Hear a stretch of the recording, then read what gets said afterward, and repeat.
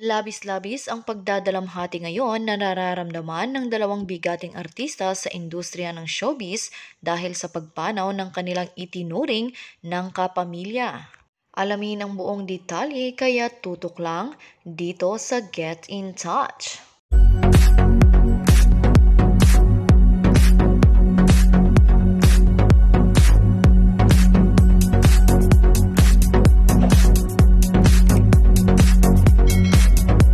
Ngayon lang nalaman ni megastar Sharon Cuneta na pumanaw na ang kanyang impersonator na si Ate Shawi o Marvin Martinez sa tunay na buhay ng dahil sa liver cirrhosis.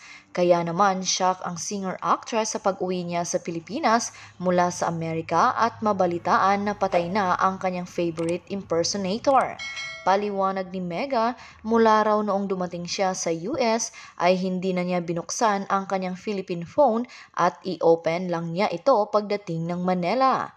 Nag-post si Sharon ng litrato ni Ate Shawi sa Instagram, kalakip ang kanyang mensahe para sa yumaong komedyante. We love you, rest in peace. I had deliberately totally ignored my Philippine phones in the US and enjoyed the radio silence using only my US phone.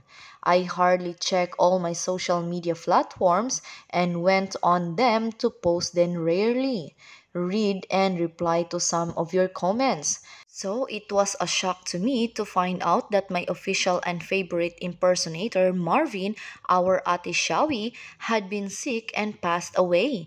I sincerely deeply am affected by his passing. I appreciated and adored Marvin, and in those lean years of my career when I was too fat to work, seriously even worried about what Marvin would be able to do impersonating me and getting any jobs at all. Now he is gone, and not just Marvin, I will spare you details of others I have lost recently too, as well as what I have been having to deal with. May mga dinadala pa po ako ngayon pero ayoko nang sad kayo, kaya pakipagdasal na lang po ako, pahayag ni Mega.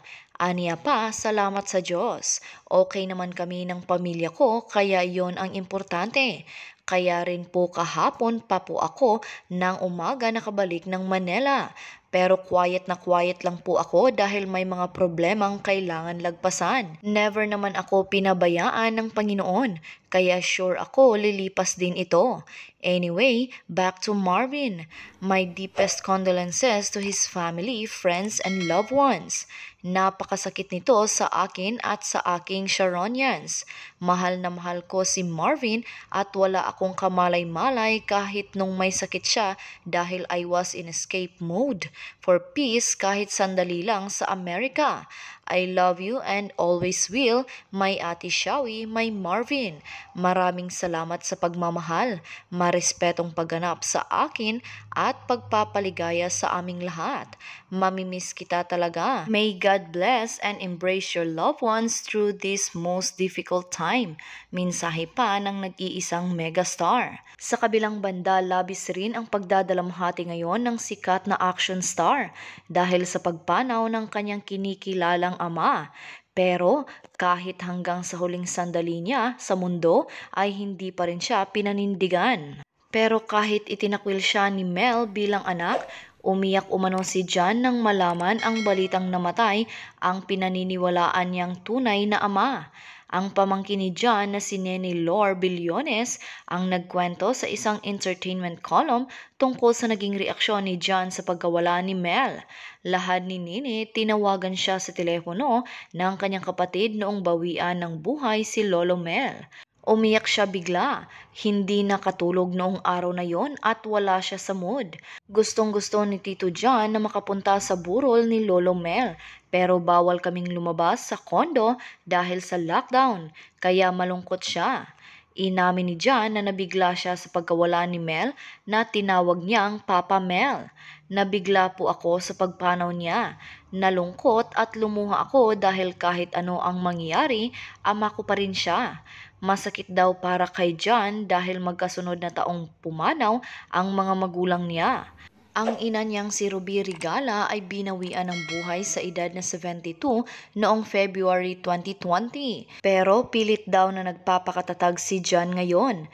Masalimuot man ang relasyon ng mag-ama, sa huli ay nanindigan si John na mananatiling ama ang turing niya kay Mel kahit itinakwil pa siya nito. Masakit po sa kahit kaninong anak ang maulila sa magulang, ngunit pilit kong kakayanin ito sa awa at tulong ng ama ko sa langit. Sana bigyan na lang natin ng katahimikan ang papa ko. Sa ayaw at gusto niya, anak niya ako at ama ko siya. Sobrang nakakabahala talaga ang panahon ngayon. Marami na talaga ang nasaktan dahil sa pagpanaw ng kanilang pamilya. Pero hindi natin maiiwasan ang ganitong pangyayari sa atin dahil hindi naman talaga natin alam ang bawat oras na nandito tayo sa mundo. Marami sa ating nagtatanong kung kailan tayo makakaiwas na sa ganitong sitwasyon na ating nararanasan ngayon. Pero kahit ganito ang ating mundo ngayon, kailangan pa rin nating manalangin sa ating Panginoon dahil siya lamang ang makapagbibigay sa atin ng lakas at magandang buhay dito sa mundo. Hindi man matanggap ng ilan pero ganun talaga ang buhay ng tao. May nauuna nga lang sa atin at yon ang hindi natin maiiwasan. Para sa mga pamilyang nagdadalamhati ngayon, manalangin lang kayo at papakinggan rin ang inyong dasal ng ating Panginoon. Wala na tayong magagawa, kundi ang ipagdasal na lang sila na kung nasaan man sila ngayon ay sana maging masaya na sila. Malalampasan rin natin ang mga pagsubok ngayon. Kapit lang at huwag mawalan ng pag-asa. Andyan lang ang Diyos at hindi niya tayo pababayaan kahit anuman ang mangyari. Ano ngayon ang inyong masasabi tungkol sa ating pinag-usapan?